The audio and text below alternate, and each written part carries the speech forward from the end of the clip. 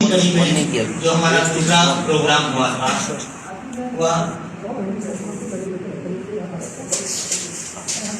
14 अगस्त 2025 को उसका आयोजन हुआ था, जिसका विषय था साहित्य का आविष्कार, चुनौतियां और समाधान।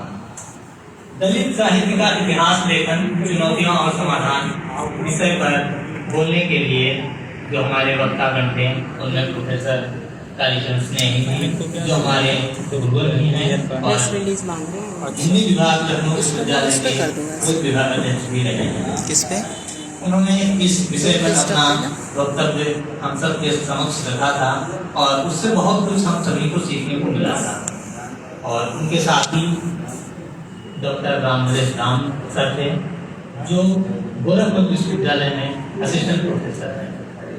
उन्होंने उसका सैद्धांतिक पक्ष बहुत ही बेहतरीन ढंग से हम सबके समक्ष प्रस्तुत किया था और उनकी जो उस विषय पर जो उनकी जो पकड़ थी वो एकदम सूक्ष्म तरीके से उन्होंने अपनी बात को रखा था, जो हम लोग अभी पढ़ते हैं तो शायद बहुत से ऐसी किताबों तक हम लोग वो भी पहुँच नहीं है जैसी होनी चाहिए। बहुत सी जो नॉर्मल किताबें हैं वहीं तक हम लोग सिमट के रह जाते हैं और उनका अध्ययन और उनका जो व्याख्यान था वह सुनकर हम लोग को लगा कि अभी हम लोगों ने कुछ नहीं पढ़ा है, अभी बहुत सा पढ़ने की समझने की जरूरत है इस विषय को। और साथ ही अनीता भारती मैम ने उस विषय पर अपना संक्षिप्त उत्तर दिया था। और उसके बाद में अगला प्रोग्राम हमारा जो तीसरा प्रोग्राम रहा वो 11 सितंबर 2025 को आयोजन हुआ था उसका, जिसका आयोजन बलरामपुर गार्डन पुस्तक मेला है वहाँ पे हुआ था।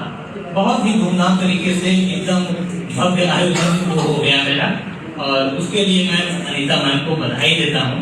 और साथ ही जो उस कार्यक्रम में हमारे वक्ता थे आदरणीय डॉक्टर प्रियंका सोनकर जी और डॉक्टर सुप्रिया पाठक जी, उन लोगों ने उस विषय पर अपनी बात को रखा था और हम लोगों ने दलित स्त्री इतिहास लेखन, इतिहास और वर्तमान पर जानने और समझने का प्रयास किया था। उसी कड़ी में यह हमारा चतुर्थ कार्यक्रम है जिसका शीर्षक है भारतीय नवजागरण और दलित प्रश्न।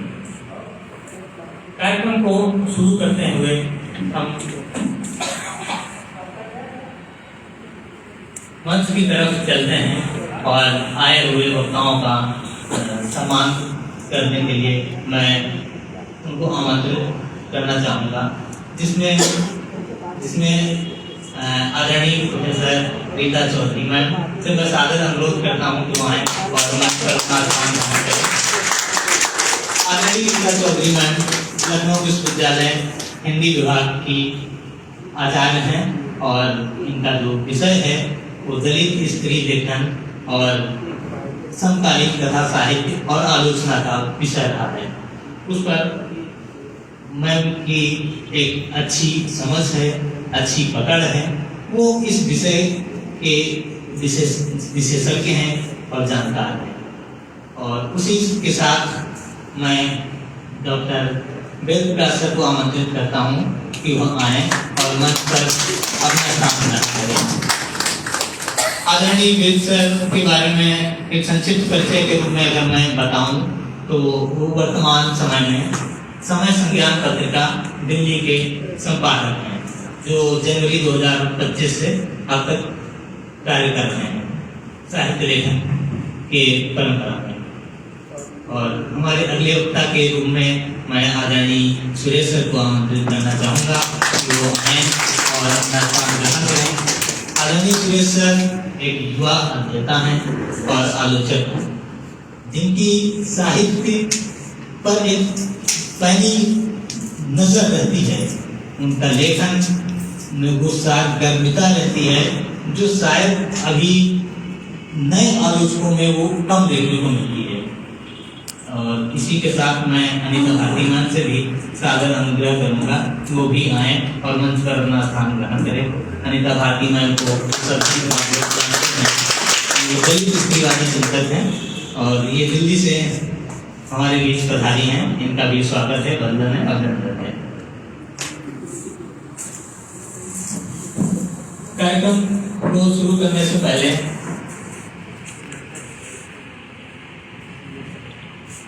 मैं अपने साथियों की ओर से सभी का स्वागत करता हूं और मैं राहुल और बुद्धप्रीत जी को आमंत्रित करता हूं कि वो आए और डॉक्टर वेद प्रकाश सर का स्वागत करें। और राहुल और बुद्धप्रीत।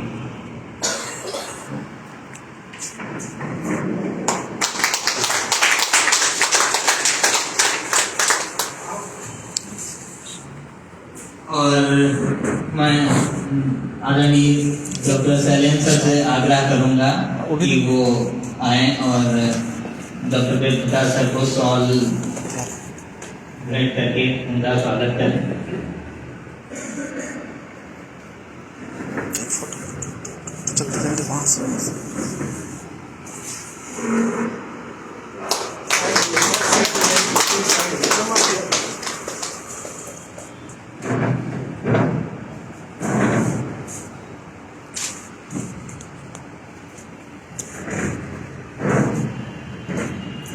साथ ही मैं रीता मैम को सम्मानित करने के लिए मैं अनीता मैम से आग्रह करूंगा कि मैम को शॉल पहनाकर उनका सम्मान करें और इस कार्यक्रम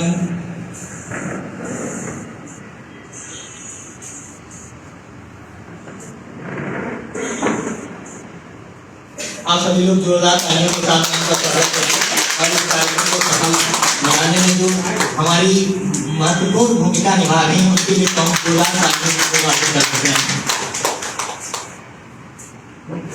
बहुत बहुत धन्यवाद। मैं निर्मला और रतनमाला को आमंत्रित करूंगा कि वो आए और मैम को एक पॉट दे करके उनको सम्मानित करें। निर्मला और रतनमाला भारती।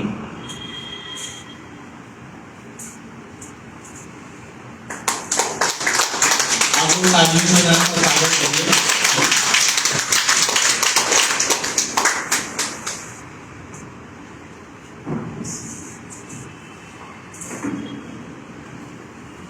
आदरणीय मैं प्रवीण कुमार यादव जी से सादर अनुरोध करता हूँ कि वो आए और सुरेश सर को शॉल भेज शॉल भेज करके उनका स्वागत। इधर आ जाइए। बहुत बहुत स्वागत हमारे कार्यक्रम। आप दोनों ही हम लोगों के अग्रज हैं और समय समय पर मार्गदर्शन करते रहते हैं, तो ये हमारे लिए बहुत अच्छी बात है कि हमारे बीच में तो गुरु भी हैं और हमारे सीनियर्स भी हैं और हमारे साथी भी हैं।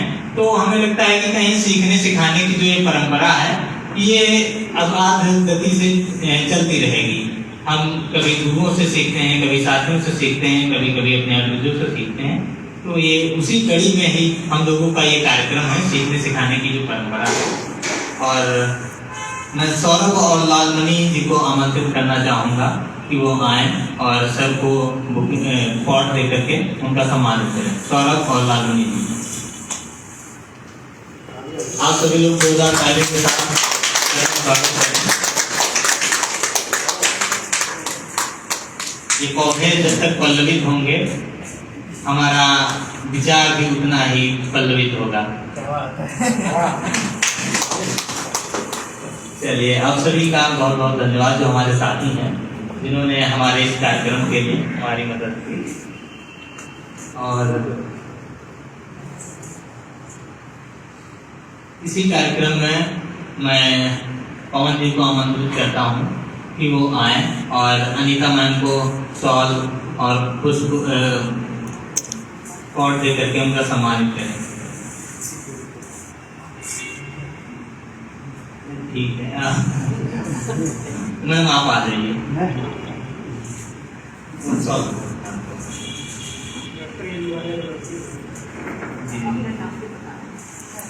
डॉक्टर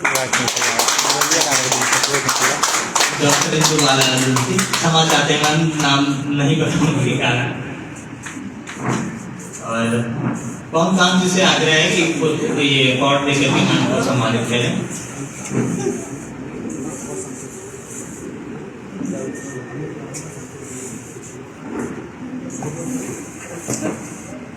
हमारे साथी यहाँ अमित कामरा जी उपस्थित हैं, मैं उनसे सादर अनुरोध करता हूँ और साथ में साथी संतोष जी को बुलाना चाहता हूँ कि वो आए और मैं उनको ये अवार्ड दे करके उनका सम्मानित करें।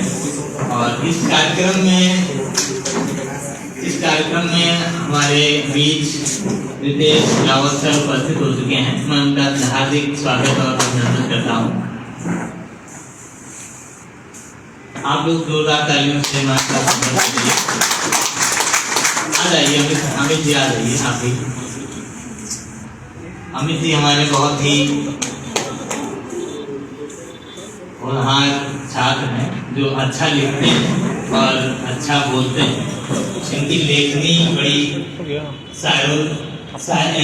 एक ये कह सकते हैं कि एक जो शेरो शायरी के माध्यम से जो एक धार, एक नई तरीके की धार जो देखने को मिलती है वो इनके लेखन में आपको देखने को मिली है आज तक, जो मैंने इनको अभी तक सुना पढ़ा जाना है। और इसी के साथ कार्यक्रम की शुरुआत करते हैं। और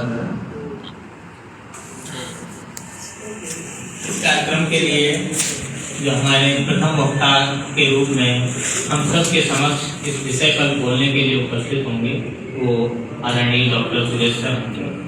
मैं उनके बारे में थोड़ा आप सभी को परिचित करा देना चाहता हूँ कि जो सुरेश सर हैं वो एक युवा अभिनेता और आलोचक हैं जिनका विषय क्षेत्र है आधुनिक हिंदी साहित्य, दलित विमर्श, स्त्री विमर्श और समकालीन रचनाओं पर अपनी आलोचनात्मक दृष्टि रखते हैं और जिन्होंने हिंदी साहित्य में आलोचना को सामाजिक संदर्भों से जोड़ने का प्रयास किया हुआ है और उनकी आलोचना शैली में तथ्यपरक विचार प्रधान और जन सरोकारों से जुड़ी हुई उनकी आलोचना हमें देखने को मिलती है। उन्होंने आधुनिक कवियों और कथाकारों के साहित्य का विचारात्मक मूल्यांकन भी किया है और साथ ही उनके लेखों की जो भाषा और उसकी सादगी, उसकी तर्क और उसके जो तर्क हैं वो उसकी गहराई को दर्शाते हैं। उनका लेखन और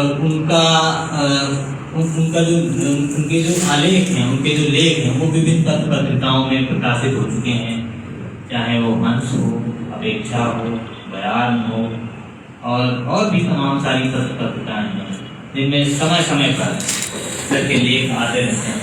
और सर निरंतर अपने चुपचाप अपने काम को अंजाम देते रहते हैं। कभी कभी लगता है कि हम जिसको बहुत कम जानते हैं उसको सामने से बहुत कम जानते हैं, लेकिन जब उसको हम कहीं पढ़ते हैं और कहीं समझते हैं तो हमें लगता है कि हम उसके बारे में उतना अभी तक नहीं जान पाए थे सामने से जितना हम उसके लेखन के माध्यम से उसको हम जान रहे हैं। ऐसे शख्स हमारे बीच में उपस्थित है आदरणीय सुरेश सर। मैं उनके साथ आमंत्रित करता हूँ कि वो इस विषय पर अपना वक्तव्य देने के लिए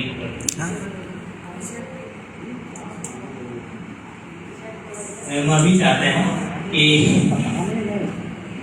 मैं पहुंच कांत जी को आमंत्रित करता हूं कि वो आए और विषय प्रवेश संक्षिप्त में अपना विषय प्रवेश रखें। माफी चाहते हैं पवन जी और हमारे दो साथी भी बीच में हैं, तो विषय प्रवेश के लिए मैं पवन कांत जी को आमंत्रित करता हूं कि वो आए और विषय प्रवेश में अपनी संक्षिप्त रूप से अपनी बात को रखें।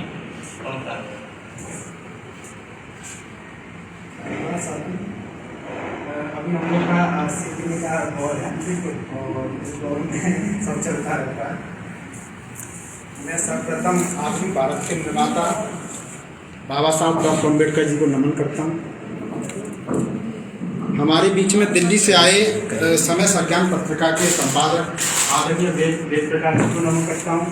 और हमारे बीच में हमारे गुरु जिनसे हमने सीखा है, पढ़ा है, और ये दौर यहाँ पर हम लोग आए हैं, लखनऊ विश्वविद्यालय की वरिष्ठ यानी आचार्य हैं, आपको मैं नमन करता हूँ। आप भी जो आए हैं यहाँ पे हमारे बीच में हमारे बड़े भाई, और हमें समय समय पर समझाते रहते हैं कि ऐसे पढ़ो, ऐसे ये करो। तो डॉक्टर सुरेश कुमार जी बैठे हुए हैं, जो कि उभरते यानी स्थापित भी हो चुके हैं आलोचना के क्षेत्र में। मैं आपको भी यानी धन्यवाद करता हूँ और आपका स्वागत भी है। आप सभी का यहाँ पे स्वागत है, और आप जो हमें सुनने के लिए आए और यहाँ इस प्रोग्राम को सफल बनाने के लिए आए हैं, समय समय पे साथ भी देते रहते हैं, आप सभी का स्वागत है, आप सबका धन्यवाद है। यहाँ पे मुझे मैम ने पहले आदेश दिया था। हमारे बीच में रितेश रावत जी भी हैं, जो डॉक्टर हैं इस समय, और इस समय कार्यरत हैं, शायद बरेली में हैं आप, तो आपका भी स्वागत है। हमारे बीच में डॉक्टर प्रवीण यादव सर भी हैं, और उनके साथ में भी और भी लोग आए हैं। आप सभी का स्वागत है हमारे यहाँ पे, और सभी के लिए जोरदार तालियां हो जानी चाहिए। जिनके बिना इस प्रोग्राम की भूमिका ही अधूरी है, जिन्होंने जहाँ पे हमें रीता मैम ने समझाया, पढ़ना लिखना सिखाया, वहीं हमें बोलना जो मंच दिया है, और वो आदरणीय मैम अनिता भाटी मैडम ने दिया है। आपका बहुत बहुत आभार और आपके स्वागत के। और जो ये परंपरा आपने चलाई है शोधार्थियों के लिए, खासकर ये शोधार्थियों का एक प्रोग्राम रहता है, और शोधार्थी यहाँ नई नई चीज़ें सीखते हैं, समझते हैं। आपने बहुत सारे लेखक दिए और इस मंच पे लेके आए, हम लोग को समझाया और एक नई ऊर्जा पैदा की हम लोग के अंदर।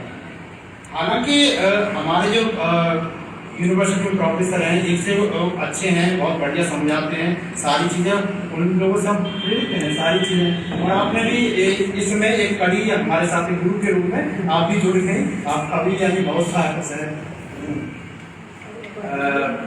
अब मैं नवजागरण पे थोड़ा बात करूँ, मुझे थोड़ा संक्षिप्त में बोलने के लिए बोला है, मैं बहुत ज़्यादा नहीं बोलूँगा, तो थोड़ी भूमिका बता देता हूँ इसकी, कि नवजागरण से तात्पर्य एक नई चेतना या नए विचार से है, जिसके कारण देश में आर्थिक, धार्मिक, राजनीतिक एवं सामाजिक बदलाव जो आता है उससे है।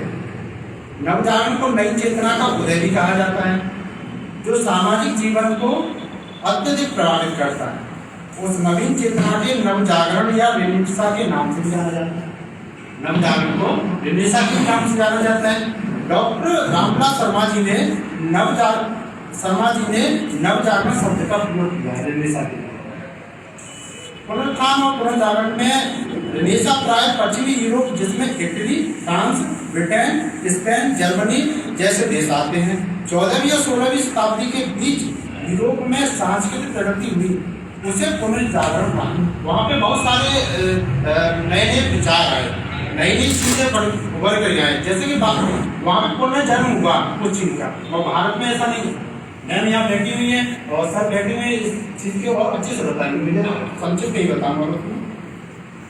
अगर हम भारत की बात करें, इसमें एक चीज़ पार्थ सारथी जी का मैं एक बता देता हूँ उदाहरण, कि यूरोप में 15वीं और 16वीं शताब्दी, जैसे कि नवजागरण जब उदय जो बताते हैं कि 15 से 16वीं शताब्दी, 13 से जो 16 का जो बीच है उसका मैं बता रहा हूँ कि 16वीं शताब्दी अत्यंत महत्वपूर्ण और तथा परस्पर समृद्ध परिवर्तनों का युग है। कहाँ युग? भारत में जो क्रांति आई, जो दौर आया, वो बंगाल और महाराष्ट्र का। वहाँ से ये जो आंदोलन है ये उभर कर गया। बहुत सारे लेखक आए, बहुत सारे समाज सुधारक आए। उस दौर में प्रेस का दौर आया, और यूरोप में जो चर्च था और ईसाइयों की जो संस्थाएं बनी हुई थी, उन्होंने चर्च का प्रभाव कम किया। लेकिन भारत में धर्म को ये साथ लेते चले, यानी नवजागरण का जो दौर था वो धर्म भी उसके साथ जा रहा था। अब जब धर्म था साथ में, तो आप ये जब दलित प्रश्न आएगा तो आप एक चीज समझ सकते हैं कि दलितों के लिए धर्म क्या मायने रखता है, ये बहुत महत्वपूर्ण सवाल। मैं आपसे प्रश्न छोड़ूंगा, बाकी मैं बहुत इसमें वो नहीं करूंगा। इसी में आगे शिक्षा का दौर आता है। शिक्षा में क्या था हमारे यहाँ पे? शिक्षा नवजागरण काल में कैसे पैदा हुई? शिक्षा में अगर हम देखें तो बहुत ज़्यादा फूले दंपति का नाम आता है। फूले दंपति का, उससे पहले तमाम समाज सुधारक वगैरह सब लगे रहे, मगर जो दलितों की शिक्षा, स्त्रियों की शिक्षा जो उभर के आई वो फूले दंपति से है। चाहे केरल में नारायण गुरु का हो आंदोलन, उसके बाद में स्वामी अच्युतानंद जी हरिकर का जो आंदोलन रहा हो, उसमें स्त्री जो शिक्षा थी, स्त्रियों के लिए जो काम था, उसका जो प्रभाव रहा हो। और भारतीय युग में जो 1857 की जो क्रांति रही है, भारतीय युग में जो शिक्षा दी जा रही थी लोगों को, खासकर स्त्रियों को दी जा रही थी, वो कहाँ तक यानी कारगर थी? वो कहाँ तक थी कि सिर्फ उनको पढ़ाना लिखाना है, काम धंधे तक के लिए सिर्फ बच्चों को पढ़ाने या घर के काम छोटे मोटे करने? इस पे विस्तार हमारे वक्ता रखेंगे अच्छे से, मैं सिर्फ सोच में रख रहा हूँ। इसी बीच में मैं एक छोटी सी वो जो स्वामी अच्युतानंद हरिकर जी की एक वो है, प्रश्न करती है, बहुत अच्छी लाइनें हैं कि मैं अछूत हूँ, मैं अछूत हूँ, छूत न मुझसे, मैं अछूत हूँ, छूत न मुझ में, फिर क्यों जंग बढ़ाता है, छूने में भी पाप मानता, छाया से घबराता है, मुझे देख नाके से कोड़ता, दूर हटा और जाता है, हरिजन भी कहता है मुझको, हरि से विलय कराता है, फिर जब धर्म बदल जाता है, मुसलमान बन जाता है, अथवा ईसाई बनकर हैट लगाकर आता है, छुआछूत सब मिट जाता है, साहब मैं कहलाता हूँ, उन्हीं मंदिरों में जाकर मैं उन्हें पवित्र बनाता हूँ। अरे ये स्वामी अच्युतानंद हरिकर की कविता, ये बहुत प्रश्न कर रही है। अछूत जो छुआछूत का जो प्रश्न चला, अंग्रेजों की तरफ बढ़िया क्या ट्रेंड चलाई, और छुआछूत में जो ताकत बनी हुई थी जो कठोर, वो तोड़ने का काम किया उन्होंने। तो ये प्रश्न है। और उसी दौर में अगर देखा जाए, भारतीय जो समय चलता है, जो हमारे पहले कवि जो लोग मानते हैं, पहले साहित्यकार खैर इस पे भी सहमत नहीं है पूरी तरह से, हीरा डोम की, और वो भी एक सवाल करती है कि हमनी के राति दिन दुखवा भोगत बानी, हमनी के साहेब से मिनती सुनाई, हमनी के दुख भगवानो देखत जे, हमनी के कबले कलेसवा उठाई। यानी वो प्रश्न कर रही है, वो भगवान से प्रश्न कर रही है। यानी जो प्रश्न छुआछूत का जो बना हुआ है, वो नवजागरण किस तरह से उसको उठाता है, और नवजागरण जो दलित जो साहित्यकार रहे हैं, जो दलित चिंतक रहे हैं, उनसे इतर जो साहित्यकारों ने कितना उठाया है, ये मेरे यानी जो हमारे वक्ता हैं इनसे सवाल है, ये उठाएंगे। फूले जी की जो तीन चार जो वो रचनाएं हैं, जिसमें त्रिविध रत्न, ब्राह्मणों की चालाकी, गुलामगिरी और अछूतों की कैफियत, इनमें वो प्रश्न करते हैं। बहुत सारे उन्होंने प्रश्न किए हैं उसमें। इसी में उनका एक कोटेशन है, मैं थोड़ा सा पढ़ के सुना दूं कि हमारी जागृति अंग्रेज सरकार को अपनी सारी प्रजा के इस बहुत ही उपेक्षित वर्ग को शिक्षित करना चाहिए और उनकी आंखों की नींद समाप्त कर देनी चाहिए, उनको ब्राह्मण पुरोहितशाही की दास्ता से मुक्त करना चाहिए। यानी अंग्रेजों से सवाल कर रहे हैं वो, उन्होंने आखिर यहाँ के लोगों से सवाल क्यों नहीं किया? फूले जी ने यहाँ के लोगों से सवाल क्यों नहीं किया? वो वहाँ उनसे कर रहे हैं। मतलब ये है कि फूले भी जानते हैं कि जो अंग्रेज लोग आए वो यहाँ के लिए, यहाँ के जो वंचित वर्ग के लिए कहीं ना कहीं एक वरदान बनते हुए है, जिसका सबसे बड़ा उदाहरण डॉक्टर बाबा साहब अम्बेडकर, जिन्होंने इतनी जिनको प्रवेश मिला शिक्षा के लिए, और उन्होंने भारत का संविधान को लिखा, बहुत सारे काम भी किए अछूतोद्धार के लिए, यानी वंचित वर्ग के लिए। और उसी का परिणाम रहता है कि हमारी जो महात्मा गांधी जी को अछूतोद्धार आंदोलन चलाना भी पड़ता है। यानी डॉक्टर अंबेडकर से भी प्रभावित गांधी जी हो जाते हैं। तो वो सच कितने प्रभावित, कितने बड़े रहे होंगे। मेरा यहाँ एक और कोटेशन है, मैं फूले जी का ही कहूँगा कि ये लोग अंग्रेजों के इन उपकारों को कभी भूलेंगे नहीं। कौन? यहाँ के जो दलित हैं, यहाँ के वंचित हैं, यहाँ के शोषित लोग हैं, ये लोग अंग्रेजों के इन उपकारों को कभी भूलेंगे नहीं। उन्होंने इन्हें आज सैकड़ों साल से चली आ रही ब्राह्मणशाही की गुलामी की फौलादी जंजीरों को तोड़ करके मुक्ति की राह दिखाई है। उन्होंने इनके बीवी बच्चों को सुख के दिन दिखाए हैं। यदि वे यहाँ न आते तो ब्राह्मणों ने, ब्राह्मणशाही ने इन्हें कभी सम्मान और स्वतंत्रता की जिंदगी में गुजारने दी। तो ये चीजें यानी फूले कह रहे हैं। यही बात स्वामी अच्युतानंद हर भी कहते हैं कि मनु स्मृति हमको लेते जला रही है, आगे न बढ़ने देती, नीचे गिरा रही है, और तमाम चीजें हैं उसमें। तो ये दौर जो दलितों का हुआ, दलित चिंतन का हुआ, उसमें नव जागरण दलित चिंतन कहाँ पे है, उन्होंने कहाँ पे प्रश्न उठाया है, और कितना उनका प्रश्न और जो गैर दलितों का प्रश्न कितना दलितों के लिए कारगर है। ये सारे प्रश्न में छोड़ के जा रहा हूँ। उनकी शिक्षा के लिए, स्त्री शिक्षा के लिए, यहाँ पे मैं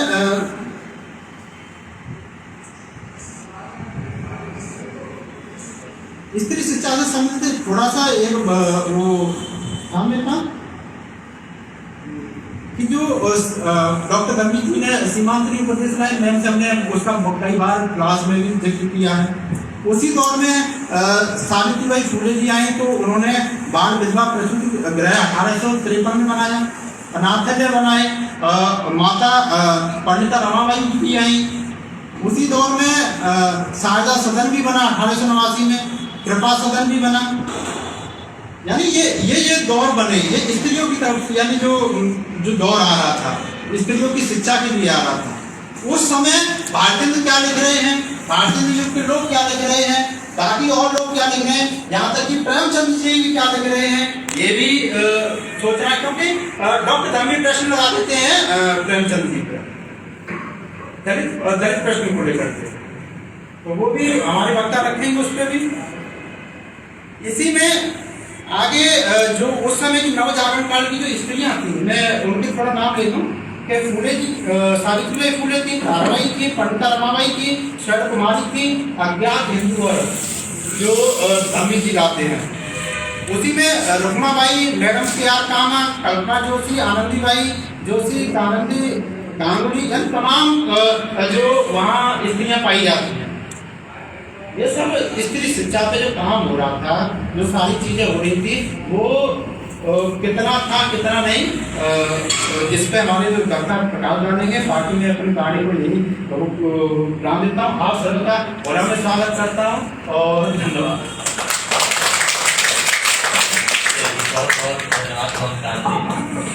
उन्होंने भारतीय नवजागरण, संस्कृति के बदलाव और शिक्षा के बदलाव और धर्म से मानवता के उत्थान की बात को लेकर के, सामाजिक बदलाव की बात को लेकर के और स्त्री शिक्षा और उसके बदलाव की बात को लेकर के अपनी बात को रखा। और जो वाकई में ये जो सारे प्रश्न हैं, इस पर विचार करना चाहिए और उसी की कड़ी में हम विचार करने के लिए भी यहाँ पर उपस्थित हुए हैं। तो ये जो कार्यक्रम है आज का, उन्हीं प्रश्नों को समझने के लिए हमारे बीच में वक्ता हैं और वो इस विषय पर अपनी बात को बखूबी रखेंगे। अगली कड़ी में मैं आलेख पाठ के लिए रमाकांत जी को आमंत्रित करता हूँ कि वो आए और संक्षिप्त में अपना आलेख पाठ प्रस्तुत करें और उसके बाद रतनमाला भारती जी तैयार हैं आलेख पाठ के लिए। रमाकांत जी।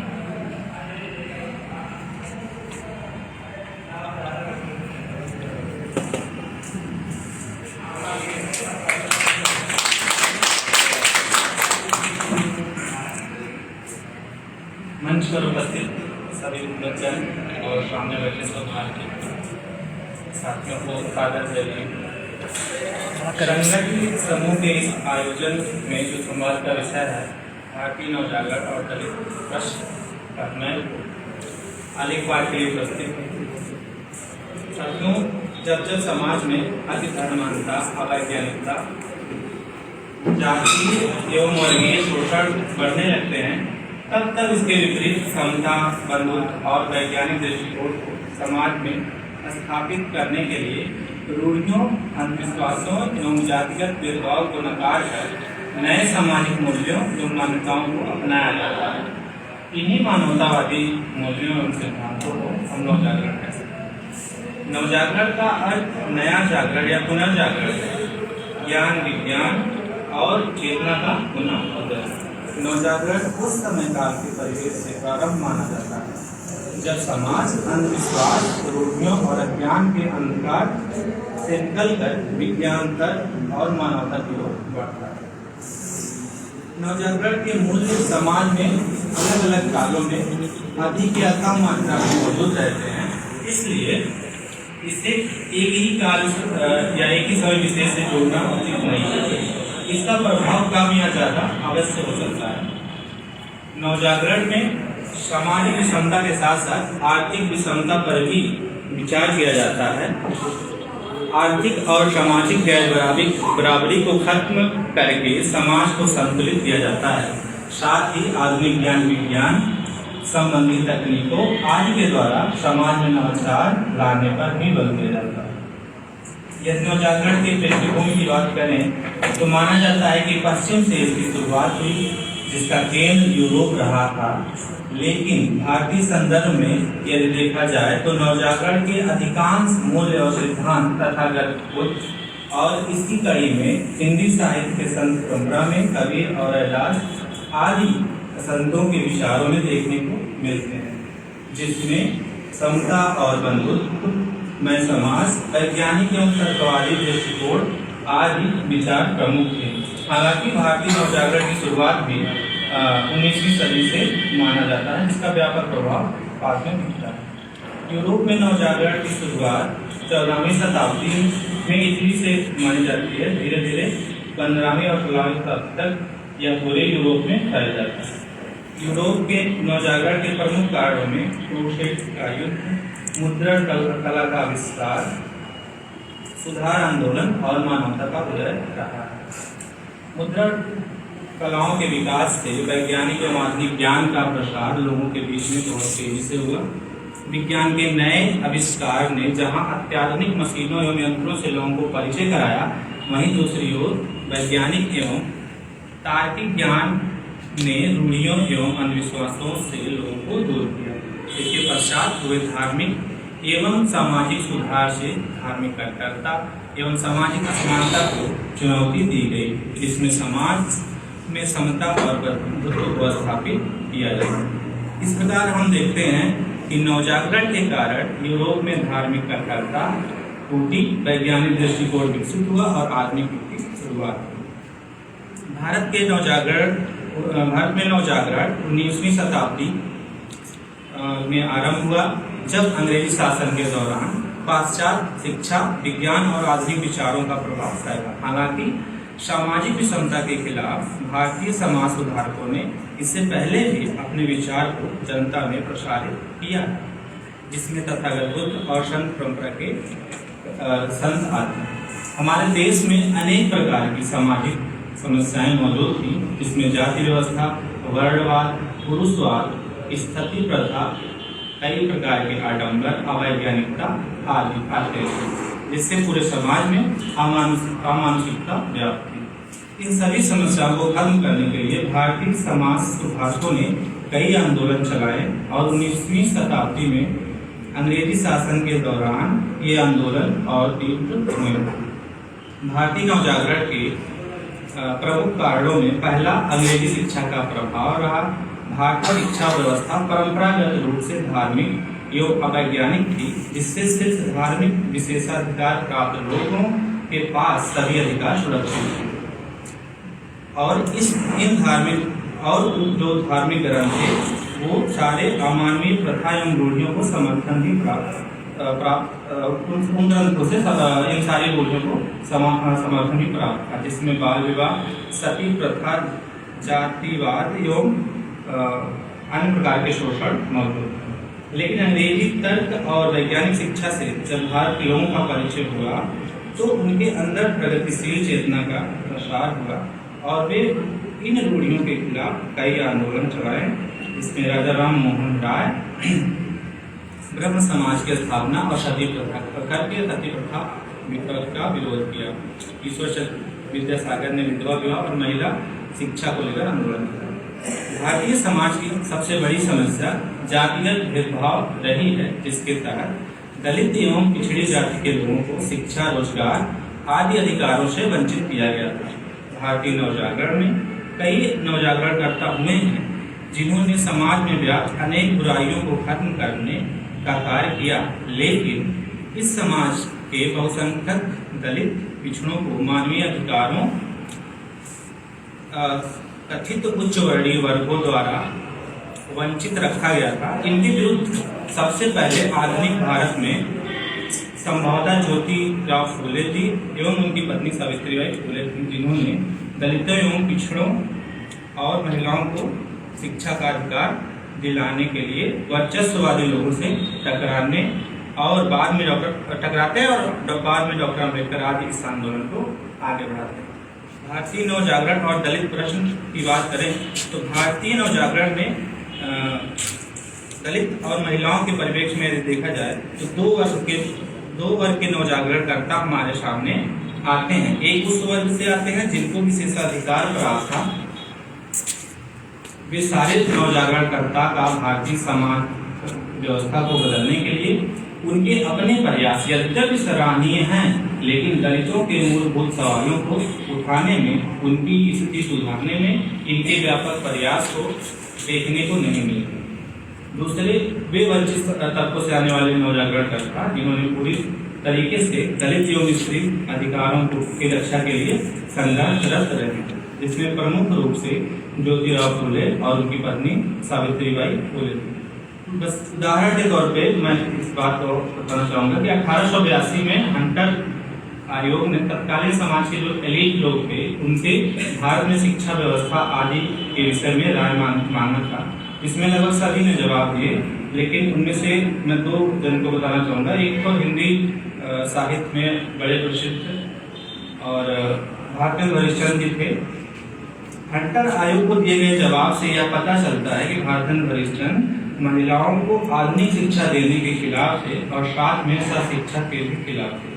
वे सिर्फ महिलाओं को घरेलू शिक्षा देने के पक्ष में थे। वीर भरत तलवार जी अपनी किताब रक्षा कसी में इसका उदाहरण देते हैं, जिसमें भारतेंद्र जी कहते हैं कि महिलाओं को पढ़ाइए कि उस चाल से नहीं जैसे आजकल पढ़ाई जाती है, जिससे उपकार के बदले बुराई होती है। ऐसी चाल से उनको शिक्षा दीजिए कि वह अपना देश और कुल धर्म सीखे, पति की भक्ति करें और लड़कों को सदा सीखें। उन्होंने महिलाओं के सिलेबस जो पढ़ाया जाता था उस समय, उसमें भी किसी प्रकार की रचना को रखने से मना किया जिसमें प्रेम संबंधी वर्णन थे। उस समय में प्रेम सागर पढ़ाया जाता था, वो उसको भी स्त्रियों के सिलेबस से हटाना चाहते थे और ऐसे चाहते थे कि इससे स्त्रियों के नैतिक चरित्र का विकास न हो। इस प्रकार हम देखते हैं कि भारतेंद्र हरिश्चंद्र जो भारत नवजागरणकर्ता के रूप में प्रसिद्ध हैं, उनके इस प्रकार के महिला संबंधी विचार, आधुनिक शिक्षा का विरोध, उनके नवजागरणीय विचारों पर प्रश्न चिन्ह लगाता है। इन्हीं के समकालीन ज्योतिराव फूले थे, जिन्होंने दलितों और स्त्री शिक्षा के क्षेत्र में सराहनीय काम किए। उन्होंने शिक्षा को भद्र वर्ग के कब्जे से निकालकर दलितों, पिछड़ों तक पहुंचाया। नवजागरण काल में ज्योतिबा फूले ही एकमात्र ऐसे उदाहरण थे जिन्होंने सरकारी शिक्षा के वर्गीय चरित्र को समझा और शिक्षा पर ऊंची जातियों के वर्चस्व को तोड़ने का बीड़ा उठाया। हंटर आयोग को दिए बयान में उन्होंने ब्राह्मणों का वर्चस्व सीमित करके निम्न वर्गों के बीच प्राथमिक शिक्षा के प्रसार पर जोर दिया। वे भारत की गरीब जनता के बीच स्त्री शिक्षा के प्रवर्तक थे। उन्होंने 1848 में पहला कन्या पाठशाला ब्राह्मणों के घर कूड़े में होते हैं, जिसमें महान जैसी दलित जातियों की लड़कियों को शिक्षा दिया जाता है। और इसके बाद उन्होंने 1852 में एक और पाठशाला खोला जिसमें सभी दलितों आदि को शिक्षा दिया जाता था और उसमें एक चीजें अनिवार्य रूप से दी जाती थी कि उस पाठशाला में सारी महिलाओं और जितने भी लोग पढ़ने वाले थे आधुनिक शिक्षा अनिवार्य रूप से दी जाती थी। इस प्रकार हम देखते हैं कि भारतीय नवजागरण में अधिकांश नवजागरणकर्ता अनेक सामाजिक समस्याओं को लेकर आंदोलित थे, लेकिन दलित अधिकारों को लेकर, उनकी शिक्षा को लेकर, उनके भागीदारी को लेकर कुछ ही नवजागरणकर्ता और इन नवजागरणकर्ताओं ने कम ध्यान दिया। वहीं ज्योतिराव फुले, सावित्रीबाई फुले और आगे चलकर डॉक्टर अम्बेडकर दलित एवं स्त्री मुक्ति को लेकर उनके सराहनीय एवं युग परिवर्तनीय कार्य किए। बहुत बहुत धन्यवाद रमाकांत जी। मेरी कोशिश है कि आप लोग अपना संक्षिप्त में व्याख्यान रखें और इसी कड़ी में मैं माता भारती जी को आमंत्रित करता हूँ कि बहुत ही सूक्ष्म तरीके से अपनी बात को रखें और जिस तरीके से रमाकांत जी ने जागृति, भारतीय नवजागरण, गैर बराबरी से बराबरी की ओर, धार्मिक कट्टरता का टूटना और वैज्ञानिकता का जिसका प्रभाव रहा और कुरीतियों और रूढ़ियों के विरोध पे जो उन्होंने अपनी बात को रखा, तो उनमें जातिगत भेदभाव भी है। भारतीय महिलाओं की जो शिक्षा की स्थिति है, जो हम पुनर्जागरण की बात करते हैं, तो उसमें जो महिलाओं की स्थिति है, शैक्षिक स्थिति, उसके बारे में भी इन्होंने बात की और आधुनिक शिक्षा की जो अनिवार्यता उसको भी इन्होंने अपने व्याख्यान में समाहित किया। इसके लिए मैं उनको धन्यवाद देता हूँ और अगले आलेख पाठ के लिए मैं माला जी को आमंत्रित करता हूँ। संक्षिप्त में बात को अपनी रखें और आइए।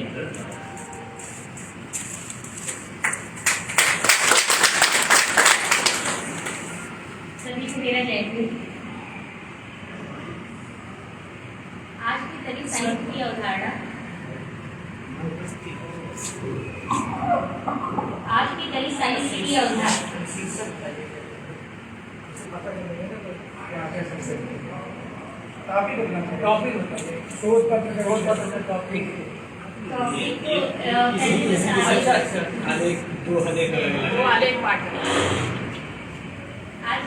साहित्य की अवधारणा का एक जरूरी पक्ष है डॉक्टर अम्बेडकर की विचारधारा। जैसे 1930 के दशक में यूरोप में और भारत में शुरू हुए प्रगतिशील साहित्य के आंदोलन को मार्क्सवादी विचारधारा से अलग करके नहीं देखा जा सकता, उसी तरह 1960 से 90 के बीच मराठी, हिंदी और दूसरी भारतीय भाषाओं में उभरे दलित साहित्य को अम्बेडकर की विचारधारा और आंदोलन से अलग करके नहीं देखा जा सकता। अम्बेडकर के आंदोलन ने दलित साहित्य को प्रेरित किया तो उनकी विचारधारा दलित साहित्य का सैद्धांतिक आधार था। दलित चेतना को आगे बढ़ाने का काम समग्रता से मराठी में दया पवार और अन्ना भाऊ साठे तथा हिंदी में ओम प्रकाश वाल्मीकि ने किया। दलित चेतना सामाजिक और आत्मसम्मान के सवाल को केंद्र में रखती है, न कि आर्थिक बराबरी और राजनीतिक क्रांति को। यह बुनियादी बात दलित कवि कमल भारती की कविता तब तुम्हारी प्रतिष्ठा निष्ठा क्या होती कविता संग्रह की पंक्तियों में भी जाहिर है। गरीबी नहीं, सामाजिक बेइज्जती में करती है। इसी तरह हिंदी साहित्य के इतिहास के एक खास दौर 80 और 90 के दशक में उभरा एक साहित्यिक आंदोलन है, जिसमें दलित लेखक कवि आत्मसजगता के साथ आगे आए और अपने को एक अलग साहित्यिक धारा के रूप में मनवाने का साहित्यिक संघर्ष चलाया। अपनी रचनाओं में उन्होंने अपनी जाति के साथ होने वाले भेदभाव और जुल्मों को दिखाया। पहले से कायम साहित्यिक कसौटियों पर कमजोर करने के बावजूद उन्होंने अपनी रचनाओं में झेली हुई तकलीफों और अपने गुस्से के इजहार पर जोर दिया और उनके महत्व को मनवाने के लिए पत्रिकाएं भी निकलवाई, सैद्धांतिक आलोचनात्मक लेख लिखे और कई सेमिनार सम्मेलन किए। यह आंदोलन इस वक्त भी जारी है। मराठी में ऐसा आंदोलन पहले 60-70 के दशक में हो चुका था और वहाँ उसकी फतह भी हुई। जब कोई आंदोलन लोकप्रिय और प्रतिष्ठित होने लगता है तो उसे खींचकर बाहर के लोग भी उसमें शामिल होने लगते हैं। मध्यकाल में भक्ति आंदोलन के साथ ऐसा नहीं हुआ। दक्षिण भारत के अशोक तलवार की उपासना पद्धति रागात्मक भक्ति को ऊंची जाति के हिंदुओं ने भी अपना लिया। न सिर्फ अपना लिया बल्कि उसके आचार्य भी बन गए और अपने अलग अलग सिद्धांत कायम करने लगे। उत्तर भारत में भी ऐसा ही हुआ। कबीर से शुरू हुए भक्ति आंदोलन में सूर, तुलसी, मीरा वगैरह भी शामिल हुए। सामाजिक या साहित्यिक आंदोलन में किसी को आने से नहीं रोका जा सकता। दलित साहित्य का भविष्य क्या होगा उसकी अंतर्गत क्या होगी, उसका नेतृत्व कौन करेगा, यह सब तय होगा उसमें हिस्सा लेने वालों की सामाजिक सांस्कृतिक ताकत और सृजनात्मक क्षमता वैचारिक दृष्टिकोण से। इस विचारधारात्मक संघर्ष से बचा नहीं जा सकता। ऐतिहासिक रूप से उभरे दलित के हिंदी के दलित साहित्य की अवधारणा दो बुनियादी बातों पर टिकी हुई है। एक, दलित के रूप में लेखक के अपने जीवन अनुभव, और दूसरे अम्बेडकर की विचारधारा जो उसकी दलित चेतना का सैद्धांतिक आधार है। दलित स्त्री लेखन की बात करें तो कुछ समान ढंग की बंदिशों के चलते स्त्री और दलित दोनों को एक जैसे माना जाता है, पर इसकी सभी बंदिशें एक जैसी नहीं है। जहाँ एक जैसी है वहाँ भी स्त्रियों पर इतनी कड़ाई से लागू नहीं होती जितनी दलितों पर स्त्रियों पर बंदिशें हर एक समाज में एक वर्ग में एक जैसी नहीं है, उनकी हद में फर्क है। दलित स्त्री की समस्या दलित होने के कारण भी है और स्त्री होने के कारण भी। हिंदी में दलित साहित्य अभी कम लिखा गया है, इसलिए उसकी रूपरेखा तथा विशेषताएं अभी पूरी तरह से उभरी नहीं है। मराठी की तरह हिंदी में भी दलित आत्मकथाएं ही उनका सर्वोत्तम योगदान है। हिंदी की पहली दलित आत्मकथा मोहनदास नेमिशराय की किताब अपने अपने पिंजरे में 1956 में डॉक्टर अम्बेडकर का अस्थि कलश जब मुंबई से मेरठ लाया गया, जिसे देखने के लिए दलितों की भीड़ उमड़ पड़ती है। मेरठ के दलित मोहल्लों में बाबू जगली और राम आते हैं और चमार बच्चे चमारों के साथ बैठते हैं। रिपब्लिकन पार्टी के पीपी मौर्य भाषण देते हैं। मोहनदास नेमिशराय लिखते हैं, हमारी जाति के लोगों के लिए वह नवजागरण का युग था। यह बात नोट करने लायक है। हम शिक्षित मध्यवर्गीय लोग सिर्फ 19वीं सदी के नवजागरण को ही जानते हैं, लेकिन वह सवर्ण हिंदुओं या ऊंची जाति वाले मुसलमानों का नवजागरण था। 1950-60 के बीच में डॉक्टर अम्बेडकर के प्रभाव से उत्तर भारत के विभिन्न शहरों में दलित मोहल्लों में भी एक नवजागरण चल रहा था। अपने अपने पिंजरे से मिली यह महत्वपूर्ण है। कविताएं कई लोग अच्छी लिख रहे हैं जिनमें आक्रोश दिखाई देता है। सुशीला टागोर ने स्त्री चेतना की जैसी तीखी और मानवीय कविताएं लिखी हैं, वैसी हिंदी की सवर्ण स्त्रीवादी कवित्रियों ने भी नहीं लिखी। जीवन और समाज में कई पक्ष दलित लेखकों ने भी छुए ही नहीं है। हिंदी दलित साहित्य ने कुछ नई चीजें तो दी हैं, इससे भी ज्यादा नई उम्मीदें जगा दी हैं, और ये उम्मीदें कहाँ तक पूरी होंगी ये देखना भी बाकी है। धन्यवाद। बहुत बहुत धन्यवाद रत्नमाला भारती। और आज के इस कार्यक्रम में हमारे बीच डॉक्टर सुरेश सर उपस्थित हो चुके हैं। मैं उनका स्वागत, वंदन और अभिनंदन करता हूँ। और जैसा कि दीपावली के बाद का ये कार्यक्रम है, तो भीड़ बहुत कम आ पाई है। जो हमारे श्रोता हैं वो बहुत कम आ पाए हैं, इसके लिए मैं बहुत अपने वक्ताओं से थोड़ा क्षमा प्रार्थी हूँ कि जैसा कि रत्नमाला भारती ने दलित साहित्य का जो भविष्य क्या होगा इस पर अपनी बात रखी, और दलित चेतना क्या है और कैसी होनी चाहिए, और स्त्री चेतना और दलित स्त्री चेतना दो अलग अलग धाराएं। एक तो दलित स्त्री उत्थान की बात होती है और दूसरी दलित स्त्री उत्थान की। तो इसको भी इन्होंने जिस तरीके से रखा और साथ ही उसकी समस्याओं को भी उन्होंने इस विषय में समाहित किया, तथा जो भारतीय नवजागरण था उसको इन्होंने या अपने लेख के माध्यम से यह बताने का प्रयास किया है कि अधिकांशतः देखा जाता है जो भारतीय नवजागरण है वो उच्च वर्ग का जातीय नवजागरण कहा जा सकता है, एक अंशतः कहा जा सकता है। इन्होंने अपनी इस आलेख में इन सब चीज़ों को, इन सब बातों को रखने का प्रयास हम सबके समक्ष किया। इसके लिए मैं उनको बहुत बहुत उनका आभारी हूँ और उनको धन्यवाद देता हूँ।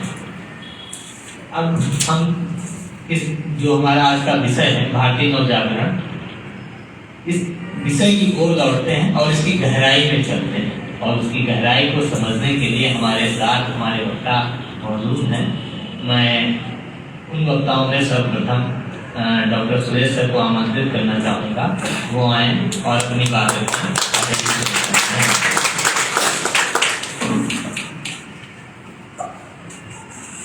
सम्मानित आदरणीय संपादक और लेखक और स्त्रीवादी लेखिका और हमारे सामने बैठे और शैलेंद्र जी, हमारे मित्र मानवेंद्र जी हैं, रितेश रावत जी हैं और पवन जी हैं। तो मैं अपनी बात नवजागरण के रखूँगा। मैं पहले बात क्लियर करूँ, मैं भारतीय नवजागरण का कोई विशेषज्ञ नहीं हूँ, कोई ज्ञाता नहीं हूँ कि मैं कोई इसके लिए मेरे पास कोई अथॉरिटी नहीं है कि मैं भारतीय नवजागरण के परिप्रेक्ष्य को याद रखूँ। मेरा मानना है कि 19वीं शताब्दी का जो चौथा पाँचवा दशक था वो बहुत उथल पुथल का दशक था। तो उसमें 2-3 विद्वानों ने, ज्योतिबा फुले और उनकी पत्नी सावित्रीबाई फुले ने और ईश्वरचंद्र विद्यासागर ने और स्वामी दयानंद सरस्वती, इनकी पहल कदमियों से धीरे धीरे दलित प्रश्न और स्त्री प्रश्न समाज के केंद्र में आना शुरू हुए। या 20वीं शताब्दी के पूर्वार्ध उत्तरार्ध की बात है, क्योंकि आप पूरा हिंदी साहित्य देखेंगे तो इन 3 विचारधाराओं से प्रभावित है। तो मेरा मानना है कि भारतीय नवजागरण परिप्रेक्ष्य में इन 3 व्यक्तियों की बात 19वीं शताब्दी को छोड़कर या उनके चिंतन से के बगैर नहीं रखी जा सकती। तो मैं भारतीय नवजागरण के परिप्रेक्ष्य में बस इतना ही जानता हूँ, क्योंकि मैं अपने हिंदी जनक्षेत्र का आदमी हूँ। तो हिंदी जनक्षेत्र का जो नवजागरण था उसके बारे में मैं अपनी बात रखूँगा। मैं दोस्तों, मेरे बोलने में हाथ पैर कांपने लगते हैं, मुझे बोलने का अभ्यास नहीं। मैंने मैडम से भी कहा, मैडम हम लोग कहाँ बोलते हैं, बोलने की कला सब में कहाँ होती है, अब एक ही आदमी इतना बोलना सब क्या बोलेंगे।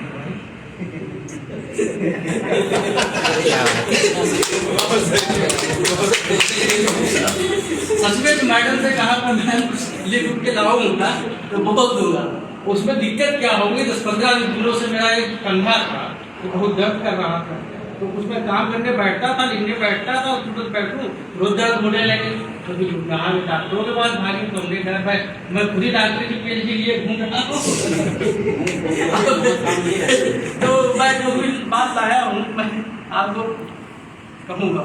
दोस्तों, मैं 5 से 7 सालों से, जब से मेरी पीएचडी खत्म हुई उसके 2-3 सालों पहले मैं इस बात पर विचार कर रहा था कि 19वीं शताब्दी के उत्तरार्ध और 20वीं शताब्दी के आरंभ में दलितों और स्त्रियों पर लोग लिखने लगे, जिनके साथ आप बैठ नहीं सकते, जिनके साथ आप खा नहीं सकते, जिनकी परछाई से आप डरते थे, जिन स्त्रियों को आप स्त्री नहीं मानते थे, मनुष्य नहीं मानते थे, उन पर आप अपनी पत्रिकाओं में पन्ने रंगे क्यों लगे।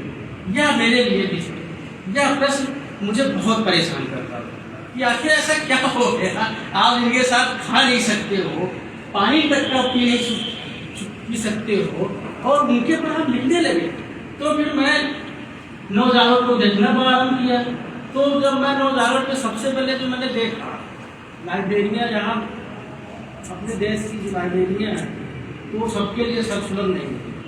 हम जैसे खास कर जिनके पास प्रोजेक्ट नहीं है, जिनके पास कोई फेलोशिप नहीं है, जो पदस्थ है, उनके लिए लाइब्रेरियाँ यहाँ की बहुत परेशानियों से भरी होती है। ये मैंने ये लाइब्रेरियों में तमाम लाइब्रेरियों में जाके यह चीज़ मैंने अनुभव की, तो मैंने सोचा कि इसको भी रखूँगा कि इन लाइब्रेरियों में जो काम करना चाहते हैं उनको सामग्री बहुत मुश्किल से मिलती है, दिखाई मिल जाती है, दिखाई नहीं जाता, ऐसी तमाम चीज़ें लोगों के साथ पेश आती हैं। तो 20वीं शताब्दी का जो आरंभिक दशक था बहुत उथल पुथल। गांधी जी साउथ अफ्रीका से लौट के आ गए, भारतीय राजनीति में नए पदार्पण का सूचक।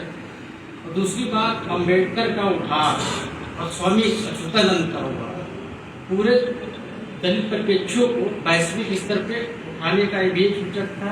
इसी दौरान हुआ क्या, 1911-1912 में हुई जनगणना, 21 में हुई जनगणना, और इस जनगणना में क्या हुआ, 8.5 लाख हिंदू घट गए।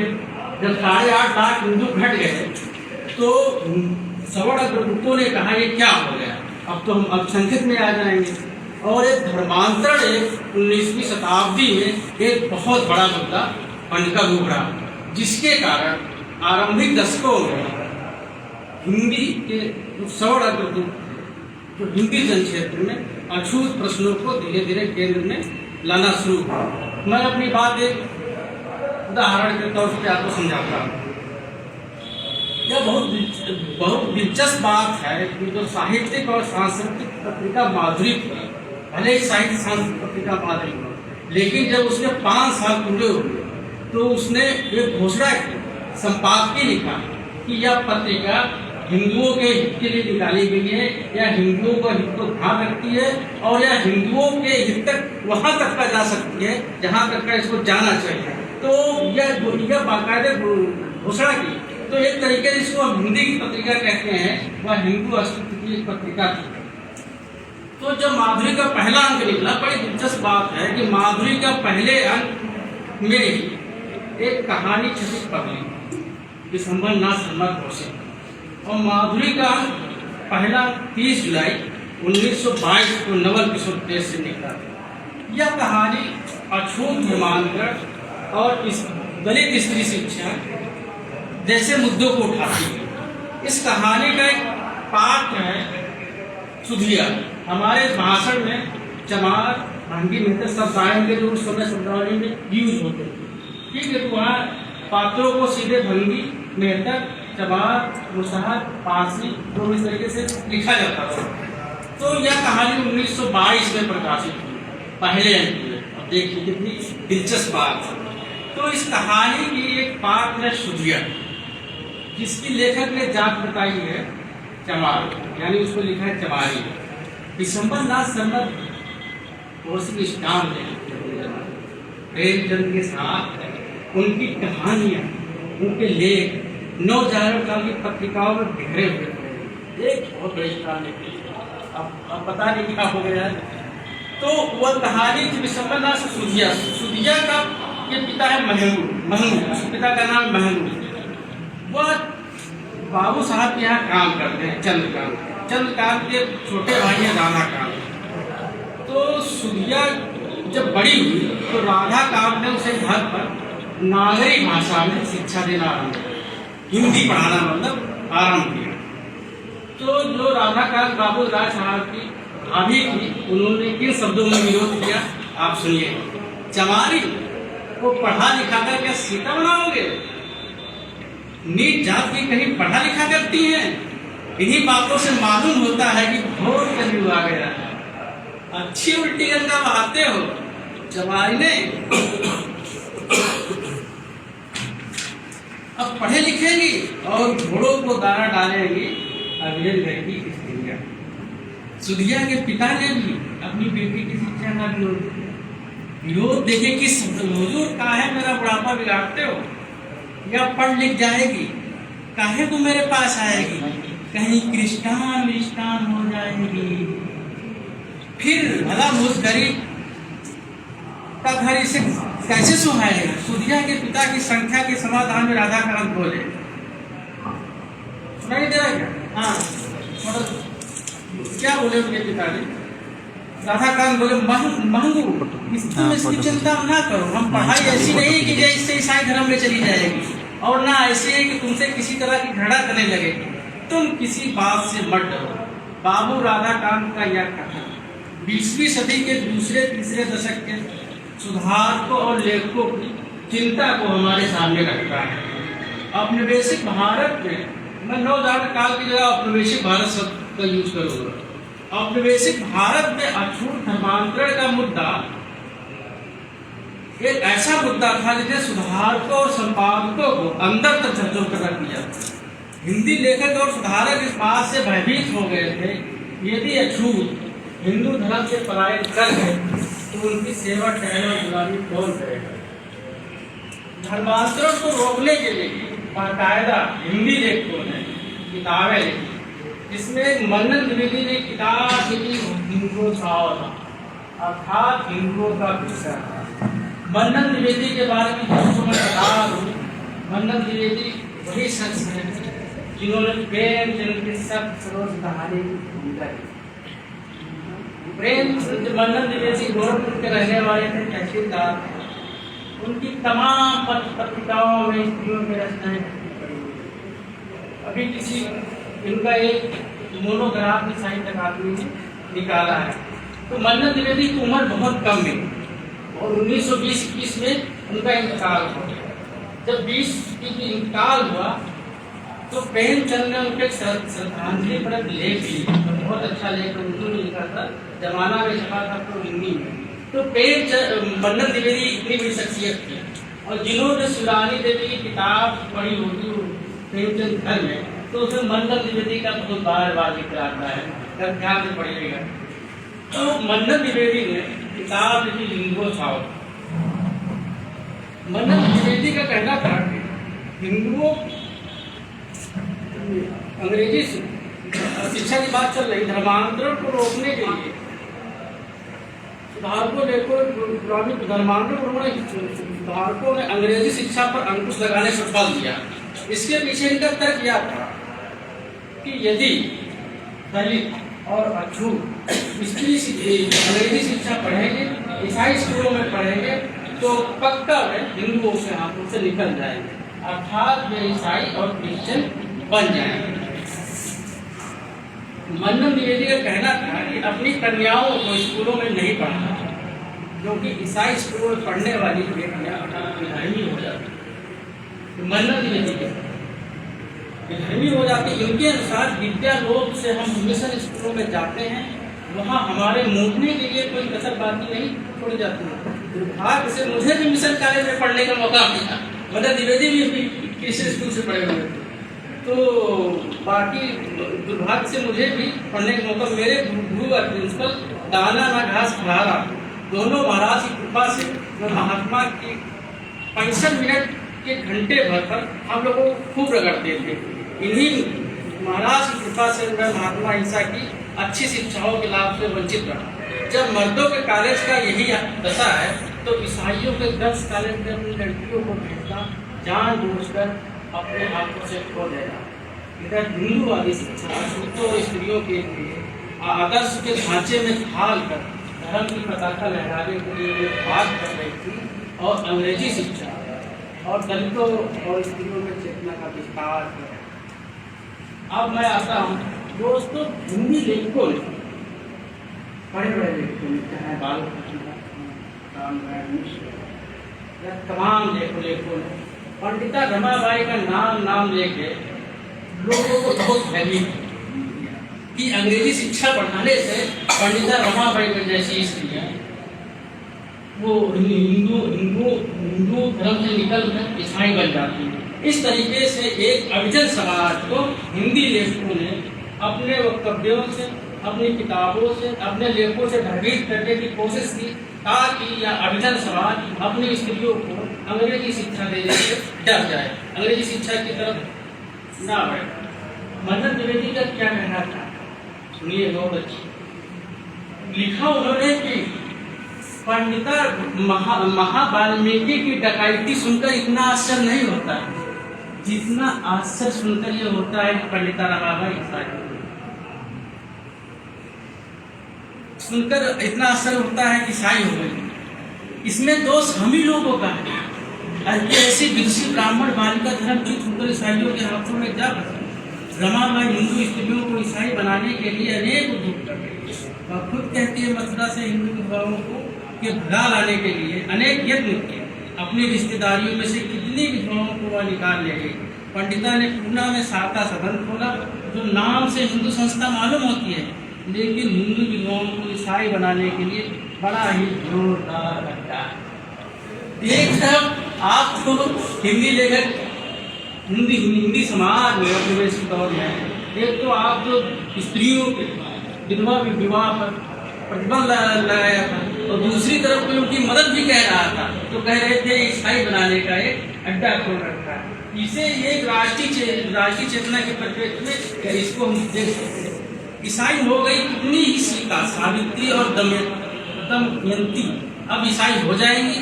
भारत माता के रक्त से पली हुई आर्य धर्म की गोद में खेली पंडिता पदवी की विदुषता रमा देवी से हिंदू माताएं वैदिक धर्म की जड़ खोद रही। इससे बढ़कर अभाग क्या होगा, या सोचनीय दुर्घटना क्या हो सकती है। हिंदी नौजवान काल के लेखकों ने कुलीन समाज के भीतर इस बात का भय पैदा कर दिया कि उनकी बेटियां ईसाई स्कूलों में शिक्षा प्राप्त करेंगी तो वे पक्का ईसाई बन जाएंगी।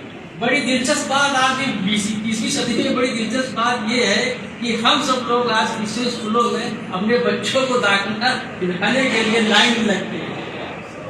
ये वो दौर था, आज ये दौर था। उस दौर के अधिकतर सुधारक थे, अब लगभग किसी स्कूलों से पढ़े हुए थे।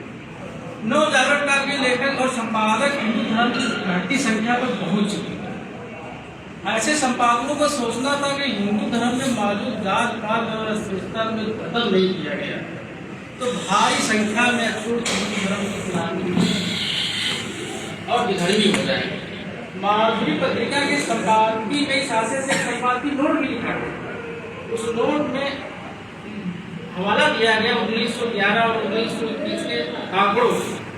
संपादकीय में कहा गया हिंदू जाति को मुसलमान और ईसाई नाम के दो नरम चना समझकर अछूतों को करे जा रहे हैं। प्रतिदिन कम से कम 10 और 20 हिंदू धर्म के बच्चे हिंदू जात के बच्चे धर्म को छोड़ विधर्मी हो जाते हैं।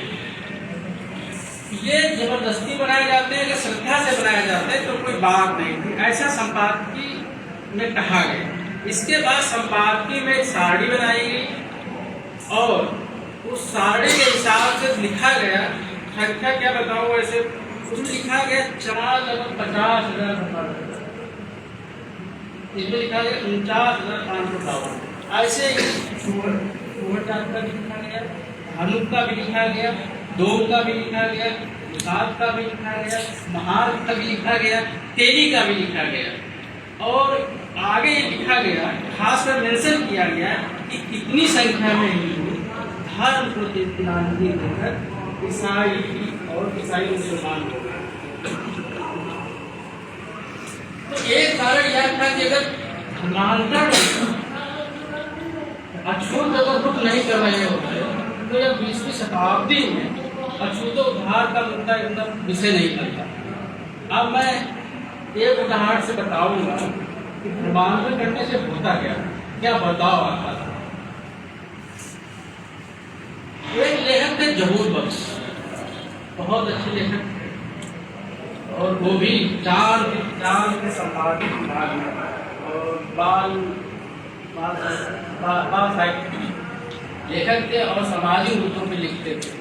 उन्होंने एक किताब लिखी थी समाज की चिंगारियां, तो उसमें एक अछूत त्याग लिखा है अध्याय, एक अछूत त्याग। उस अछूत त्याग कथा में एक बसोर जात का व्यक्ति जिसे लेखक ने बाद में ढंगी कहा, ढंगी या तो बोला कि वो हो गया था ईसाई। तो जब वो ईसाई हो गया तो पढ़ लिख कर रामपुर में तहसीलदार बन गया। जब वो तहसीलदार बन गया तो जो उससे लीडर होता, पहले लीडर हुआ करते थे, अफसरों के आज भी पढ़ते होंगे बता लीजिए, जो अफसरों के वेतन वगैरह सब प्राइवेट करते हैं लीडर होते हैं। तो ब्राह्मण लीडर था, तो वो देखा कि साहब ब्राह्मणों से बहुत हिंदुओं से बहुत गुस्से में रहते हैं और मुसलमानों से गुस्से में नहीं रहते हैं।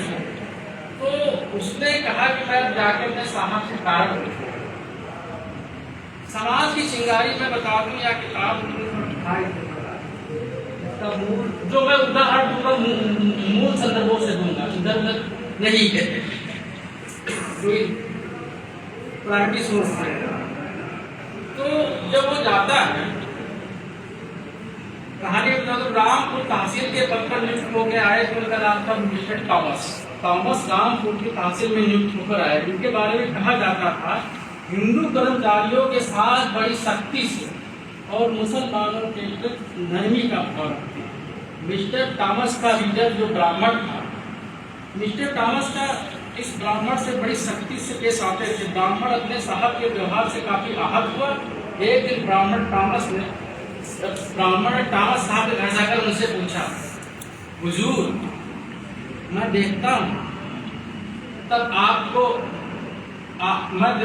मैं जब भी देखता हूँ तब आप हिंदुओं पर अप्रसन्न होते ही देखता हूँ।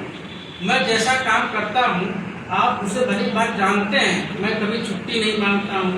मेरा साथी छोटा मुंशी मेंशन किया मुसलमान है, आप उसका भी काम भली भांति जानते हैं। मेरी पत्नी बीमार है, बुरी तरह बीमार है, मैं आपका ताबेदार, आपसे सहानुभूति की आशा रखता हूँ, पर आप बदले में अपमान और क्रूरता पाता हूँ। मैं जानना चाहता हूँ हिंदुओं पर आपकी चिंता क्यों? उन्होंने ऐसा कौन सा पाप किया? कहते हुए मैं इतना तो कह गया, पर मारे भय के मेरे प्राण कांपे। मैं उनकी तरफ देख न सका, नीचे दृष्टि करके खड़ा रहा, परंतु साहब आप प्रसन्न ना हुए। यह देखकर मुझे बड़ा विस्मय हुआ। सहसा करके मैंने सिर ऊंचा उठाया। वे साहब कुछ सोच रहे थे, ललाट पर सुगंध पड़ी हुई थी। साहब एक कस खींचकर बड़ी गंभीरता से बोले, पंडित यह भी पूछने की बात, पंडित यह पूछने की बात नहीं है, हिंदुओं से मुझे बड़ी घृणा है। उन पर दृष्टि पड़ते ही मेरा रंग उबल उठता। पूछते हो हिंदुओं ने क्या पाप किया? हिंदुओं के पापों की कोई गिनती है? मैं समझता हूँ हिंदुओं के समाज दूसरा कोई नहीं है। ईसाई पापी हैं, दूसरों की संपत्ति में उनकी दृष्टि रहती है। मुसलमान ईसाई मुसलमान तुम्हारे बराबर पापी हरगिज़ नहीं है। यह हो सकता है। इसके बाद ताबत पूछते हैं उनसे कि किस बेंच पे आप बैठे हो, क्या इस बेंच पे किसी अछूत को बैठे दोगे? तो ब्राह्मण कहता है, जो ब्राह्मण लीडर कहता है, मैं क्यों बैठे थे? या तो मेरे धर्म के खिलाफ है, मैं तो उसको पहले मारूंगा और मार के जाके घर में अपनी शुद्धि करूंगा। तो बोले कि जब मैं मारूंगा तो यह मेरे स्वाभिमान के खिलाफ है। तो तामस बताते हैं जिस गांव में तुम रहते थे, उसी गांव में मेरी माँ रहती थी बसोरी। उसको तुम लोगों ने इतना मारा पीटा, वो जाके ईसाई बन गई। और ईसाई बनने के बाद मैं आज उसी का बेटा डमरू तुम्हारे सामने साहब बनकर बैठा हूँ। तो यह इतना बदलाव दिखाया गया कि आता है। और अभी तो ये बहुत बड़ा था, तो मैं ये कविता के सहारे भी बता देता हूँ कितना बदलाव आता था। अछूत जैसे ही धर्मांतर, आप ने लिखा भी है, अछूत जैसे ही धर्मांतर करता था उसके मार्ग से वर्ण व्यवस्था की बाधा दूर हो जाती। एक बनिया एक मुसलमान के मुख में से पानी लेने देगा, उससे दूध भी खा ले लेगा, उसके साथ हाथ मिलाएगा, परंतु हिंदू चमार के छू जाने पर वह जल से छीटे लेगा, उसे कुएं पर नहीं चढ़ने देगा और उसके घर को भी दूध भी ग्रहण नहीं करेगा। और जब वही चमार हिंदू धर्म त्याग कर ईसाई या विधर्मी हो जाता है तो उसके लिए वर्ण धर्म की सभी रुकावटें दूर हो जाती है। वह कुएं पर कर सकता है, हिंदुओं से हाथ मिला सकता है और हिंदू उसके घर का दूध और का शक्कर ले सकते हैं। अछूतों को यह भान हो चुका था कि वर्ण व्यवस्था में सामाजिक व्यवस्था प्राप्त नहीं हो सकती। यहाँ तक सवर्णों का कितना सम्मान हो, सेवा करे, लेकिन इसके बदले अपमान पुरस्कार ही मिलता है। अछूत जीवन में धर्मांतरण के बाद किस तरह का बदलाव आता था, इसको श्री तुलसीदास जी नवल की एक कविता है, मैं 2 लाइनें पढ़ता हूँ, समझ जाइएगा। मेरी कविता पढ़ी गई थी पहले, तब तो केवल हिंदी ही था, अब मैं साक्षात पहले छाया से थी घड़ा अब देते हैं। तो मैंने आपको एक अछूत धर्मांतरण के संबंध में मोटा मैंने आपको बताया कि एक 19वीं शताब्दी में 20वीं शताब्दी के आरंभ में ऐसी क्या कारण था। इसमें एक कारण था कि हिंदुओं की घटती संख्या, जिसके कारण उन्होंने अछूतों की तरफ ध्यान देना शुरू किया। बड़ी दिलचस्प बात है, जिस समय नवजागरणकालीन धर्मांतरण की काट छोड़ रहे हैं, उसी समय उत्तर भारत में अछूतों का आंदोलन, अछूतानंद का आंदोलन आदि हिंदू धर्म, एक तो पहले धर्मांतरण हो रहा था और दूसरा स्वामी अछूतानंद का आंदोलन हो गया। स्वामी अछूतानंद ने कहा कि भाई किसी भी दशा में हमको हिंदू है ही नहीं, वहाँ धर्मांतरण की बात ही छोड़ दो, हम हिंदू नहीं। जो 5 करोड़ 5 से 7 करोड़ हिंदुओं का आंकड़ा था उसमें, तो उन्होंने कहा जो 5 करोड़ अछूत हैं वो किसी दशा में हिंदू नहीं है। तो सवर्ण ग्रुपों ने सोचा यार धर्मांतरण की काट हम ढूंढ नहीं पाए हैं, तो हम ये स्वामी अछूतानंद एक अपनी आपद लेके और आ गए हैं। तो स्वामी अछूतानंद के दबाव में और धर्मांतरण के दबाव में अछूत समस्या को उठाया जाने लगा। जब स्वामी अछूतानंद का आंदोलन उत्तर भारत में फैला या धीरे धीरे पूरे भारत में फैल गया। इस आंदोलन के बारे में जो इतिहासकार एक बहुत अच्छी राय रखते हैं, इतिहासकार राम नारायण रावत की जो किताब आई है उत्तर भारत में दलित आंदोलन, उस किताब में आप उत्तर भारत के दलित मूवमेंट, मैं शोधार्थियों के लिए बता रहा हूँ, साथी बैठे हैं, आपको ऐसी भी किताबें देखनी चाहिए। इन किताबों से आपको दृष्टि मिलती है, आपको एक सूझ मिलती है, एक समझ मिलती है कि आखिर 19वीं शताब्दी के आखिरी दशकों में हो क्या रहा है। स्वामी अच्युतानंद ने कहा कि हम हिंदू हैं, तो सवर्ण हिंदी लेखकों ने एक संगठित होकर और सुनियोजित ढंग से स्वामी अच्युतानंद के खिलाफ एक हिंदी पत्रिकाओं ने एक आंदोलन करा। स्वामी अच्युतानंद के आंदोलन से हिंदी संपादक और हिंदी लेखक सकते गया। गणेश शंकर विद्यापीठ आज की जन्मतिथि तो बहुत अच्छी बात है कि मेरा नाम ले रहा हूँ। सांप्रदायिकता के भेंट, दलितों के भेंट बहुत दूर दौर था, लोग सांप्रदायिकता के दौर भेंट में चढ़ गए। तो उन्होंने संपादकीय लिखा प्रताप 1925 वगैरह में लिखा। तो संपादकीय में स्वामी अच्युतानंद की बातों से असहमतियां प्रकट हुई और उनके तमाम तरीके के आरोप लगाए गए। गणेश शंकर विद्यार्थी ने इस आंदोलन की तासीर को कम करने के लिए इसे सिर्फ चमारों का आंदोलन बताया। जैसे आज के दौर में राजनीतिक तमाम गतिविधियां कहते हैं ये जाटवों का है, ये यादवों का है, इस तरीके की एक राजनीतिक स्टैंड लिया गया। तो उन्होंने बताया कि चमारों का आंदोलन है और ये कानपुर से निकला है।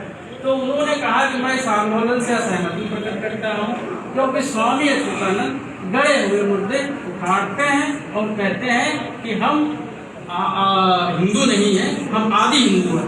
आदि हिंदू कहने मतलब था कि ये हिंदुओं के बीच एक उन्होंने चैलेंज किया कि भाई हम आपसे यहाँ हैं। तो क्या बताइए, जो कह रहे थे गड़े मुद्दे उठाने से आजकल लोग कहते हैं कि जातिवाद कहाँ रह गया, तो आप जाति पे भाई क्यों लिखते हो, जाति पे लिखने की जरूरत कहाँ है, हम तो सब बैठ के खाते हैं। हमारे तमाम मित्र कहते हैं मैं बात करता हूँ कहते हैं मैं खाता हूँ। मैंने कहा खाते हो तो ठीक है, लेकिन जब अधिकार देने की बात आएगी तब आप खाना पीना कहोगे, हम पहचानते भी नहीं। तो क्या बताइए, गड़े मुद्दे उखाड़ना क्या कोई इतिहास लिखेगा आज के दौर में?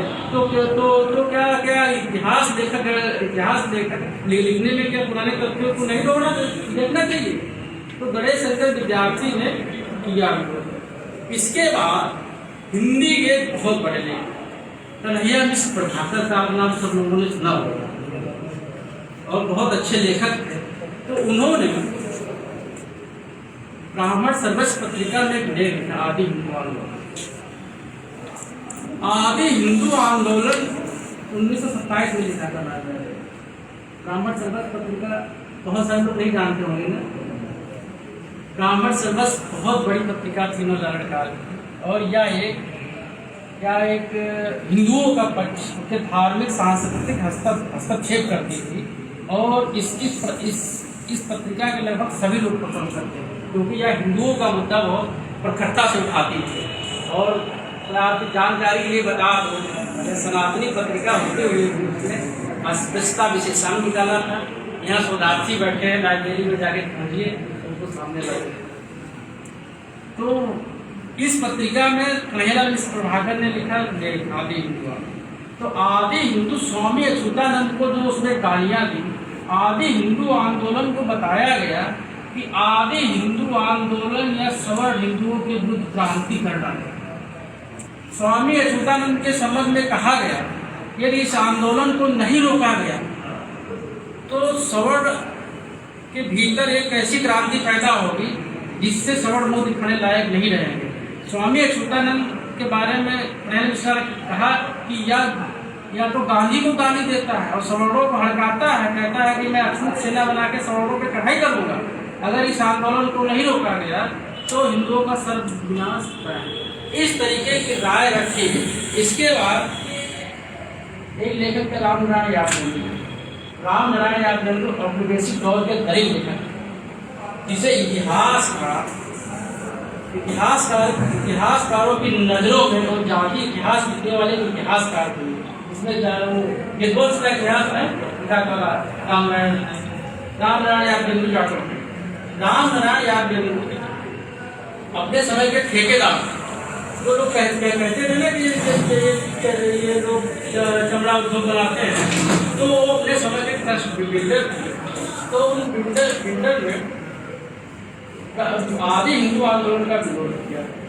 आदि हिंदू आंदोलन का विरोध इसलिए किया क्योंकि आगरा के रहने वाले थे, तो दोनों ने विरोध किया। हालांकि वो बाद में मान गए। तो इस तरीके से एक बहस चली आदि हिंदू आंदोलन को लेकर।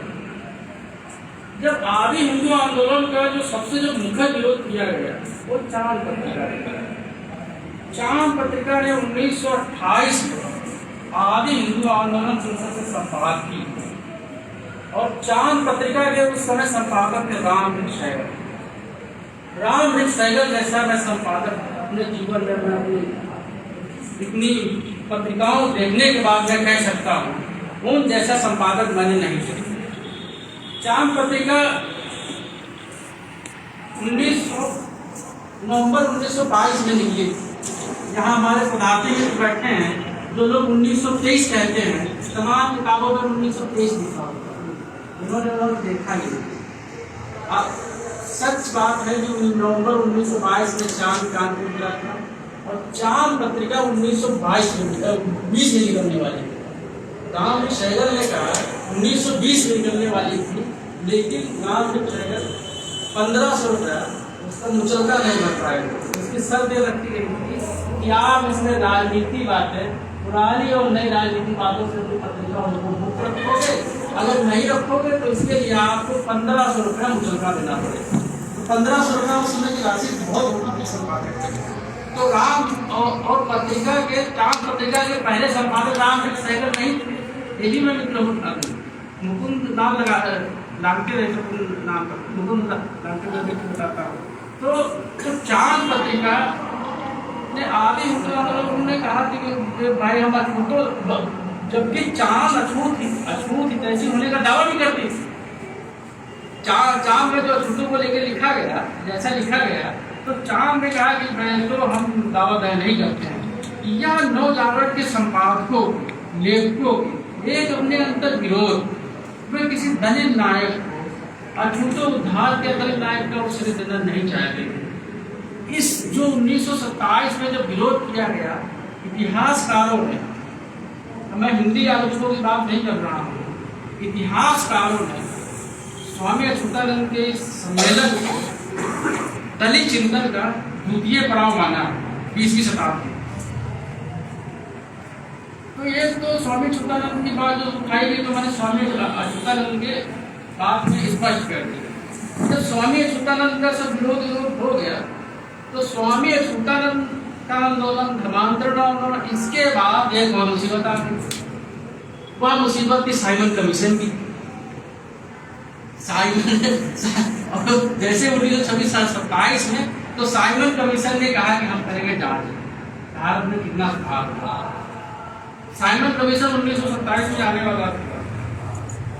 तो इस साइमन कमीशन में ये बड़ी अजीब बात थी, एक समाजवादी सोच के लिए, जिसे इतिहास का समाजवादी सोच भी कहते हैं। इसमें किसी भारतीय को जगह नहीं दी, किसी भारतीय विद्वान को साइमन सप्तक में नहीं रखा। जब नहीं रखा गया तो यहाँ के लोगों ने विरोध किया, सारी पत्रिकाएं साइमन कमीशन के विरोध में आ गई। माधुरी पत्रिका के संपादक ने कहा यह पराधीनता का कठोरतम दंड है, पराधीनता का कठोरतम दंड होता है। हरिभाव उपाध्याय है, बहुत बड़े संपादक और बहुत अच्छे लेखक, उनको पत्रिका निकालते थे त्याग भूमि पत्रिका में लिखा गया कि साइमन कमीशन हिंदुओं की परीक्षा कैसे ले सकता है, या हिंदुओं की परीक्षा किया, एक विदेशी दल हिंदुओं की परीक्षा कैसे ले सकता है। तो साइमन कमीशन ने जवाब दिया इसमें भारतीयों को इसलिए नहीं रखा, यही होता है ना, बोलने का तरीका यही होता है।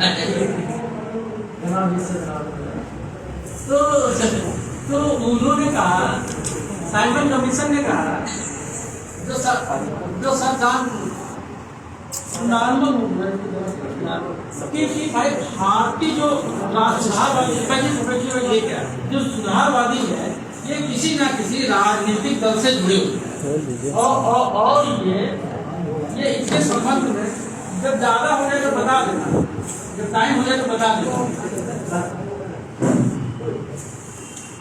टाइम हो जाए तो साइमन बोले कि भारतीय किसी न किसी से जुड़े हुए हैं, इसलिए इसमें नहीं रहता। तो जब साइमन कमीशन आया तो साइमन कमीशन आने के बाद तमाम तरीके की कहानियां लिखी जाने लगी। मेरा एक विनम्र दावा है, उसी समय चांद का सूचन लिख दिया साइमन कमीशन। तो साइमन जो चांद के सूचन में तमाम हिंदी आलोचकों ने लिखा है, यहाँ तो साइमन कमीशन के दबाव में और स्वामी अच्युतानंद के दबाव क्या वो एक उसकी एक उपज था चांद का छोटा। तो उसके उसमें जो संपादकीय पढ़ेंगे तो उसमें सबसे पहले धर्मांतरण वगैरह आए गए। तो यह एक बात। इसके बाद तमाम कहानियां लिखी जाने लगी।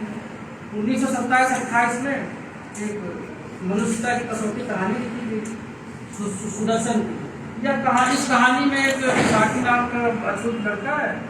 इसमें यह बताने का प्रयास किया गया कि अछूतो उद्धार के खातिर जो सवर्ण है, सवर्ण पृष्ठभूमि से आए लोग हैं, वो जवान पासी धोबी बाबू बनने के लिए तैयार है। इन कहानियों का यही मन था। अब मैं 2 मिनट में बात करता हूँ। इसके बाद साइमन कमीशन के बाद साइमन कमीशन ने जैसे अपनी रिपोर्ट रखी, उसके बाद गोलमेज कॉन्फ्रेंस का आयोजन हुआ। गोलमेज कॉन्फ्रेंस का आयोजन हुआ। पहली गोलमेज कॉन्फ्रेंस में गांधी जी नहीं गए, दूसरी गोल में गांधी जी गए। तो दूसरी गोल में दलितों की दृष्टि से एक बहुत बड़ी परिघटना थी। डॉक्टर अम्बेडकर ने तमाम अवरोधों के बावजूद, तमाम विरोधों के बावजूद दलित समस्या को वैश्विक पटल पर उठाने में सफल रहे और पृथक अछूत निर्वाचन की मांग कर कांग्रेस समर्थित दलों के बीच या गांधी के दल के बीच एक प्रोग्राम मचा दिया। और इसके खिलाफ सारी पत्रिकाएं हो गई। कोई ऐसा लेखक नहीं था, हिंदी लेखक, जो गोल में जो अछूत निर्वाचन था जिसका विरोध न किया। प्रेमचंद ने भी साइमन गोल में कॉन्फ्रेंस पे और अछूत निर्वाचन पे और प्रथम निर्वाचन के संपादकीय लिखा। संपादकीय का शीर्षक अक्टूबर हंस 1931 गोल में बोलना। तो प्रेमचंद ने भी एक आम समझ है कि प्रेमचंद दलित मसलों पे अच्छा लिखते थे, लेकिन जहाँ दलितों को सबसे बड़ी जरूरत थी वहाँ प्रेमचंद ने बाबा साहब के प्रथम निर्वाचन का। और प्रेमचंद का कहना था कि अछूतों का भला प्रथम निर्वाचन में नहीं है, संयुक्त निर्वाचन में होगा। तो हर समस्या को इस तरीके से देख रहे थे उनकी दृष्टि में कि जो गांधी कह रहे हैं वो मैं नहीं पढ़ूंगा बहुत ज़्यादा हो जाएगा। तो वो एक ये भी सवाल है। तो भाई जब आपको जरूरत पड़े तो राजनीतिक हक मिल जाता तो प्रेमचंद को क्या दिक्कत है? ये बात हमारी बात नहीं है, ये जो प्रगतिशील आलोचक है उनके लिए जरूरी सवाल है कि आप इसको भी देखने की जरूरत करते थे, अब तक सामने क्यों नहीं आया? इस तरीके की बातें क्यों नहीं? तो प्रेमचंद ने साइमन बाबा साहब का विरोध किया। बाबा साहब के बारे में बहुत कुछ लिखा, असज्जनता प्रकट करना जैसा शब्द का प्रयोग किया। तो बहरहाल तो मैं अब 4-5 घटनाएं आपको बताई। तो इन कारण या सूत्रों की तरफ ध्यान दिया जाने लगा। पूरा पैठ के बाद 1932 के बाद क्या हुआ, इसे कभी मौका मिलेगा तो बहुत विस्तार से रखूँगा। और आपने मुझे सुना, बहुत शिद्दत से सुना, मैं आपका आभारी हूँ। और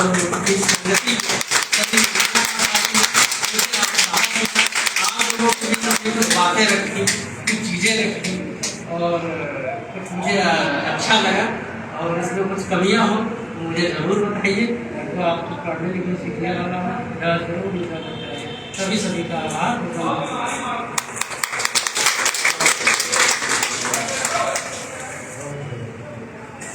बहुत बहुत धन्यवाद सर। बहुत बढ़िया सर का वक्तव्य बहुत ही सार्थक था।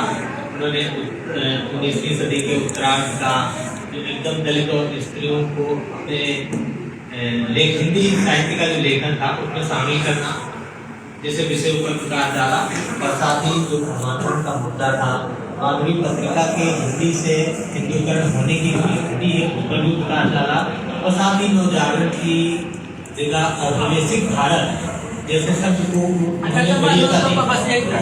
जब पुनः हो गया तो प्रेमचंद के उसी में बाबा साहब का चित्र छपा हंस में जब उसके पहले उन्होंने महावीर प्रसाद द्विवेदी का भी चित्र छपा, तो बाबा साहब का चित्र छपा, लेकिन बाबा साहब के बारे में कुछ लिखा नहीं। लेकिन महावीर प्रसाद द्विवेदी जो अप्रैल 1933 में छपा, उन पर संपादकीय भी लिखा, सारी सामग्रियां भी थी। तो इसका मतलब बाबा साहब से बड़े उनके लिए महावीर प्रसाद द्विवेदी जी थे। तो मैं ये बात जो बहुत धन्यवाद सर। साथ ही आपने हिंदूवादी शिक्षा और अंग्रेजी शिक्षा को का जो कंपैरिजन है, उसमें जो हिंदी शिक्षा कितनी बेहतर थी भारतीयों के लिए, दलितों के लिए, महिलाओं के लिए, या अंग्रेजी शिक्षा उनके उत्थान में सर्वप्रथम उनके उत्थान का कारण बन के आई, इस पर भी अपनी बात को रखा। और आदि हिंदू आंदोलन की जो बहस है उस पर भी सर ने बहुत विस्तार पूर्वक अपनी बात को रखा। और साथ साथ उनके साइमन कमीशन की रिपोर्ट और गोल्ड मेज सम्मेलन की रूपरेखा पर भी उन्होंने बात की। इसी के साथ मैं सर को बहुत बहुत धन्यवाद देता हूँ। और अगले इस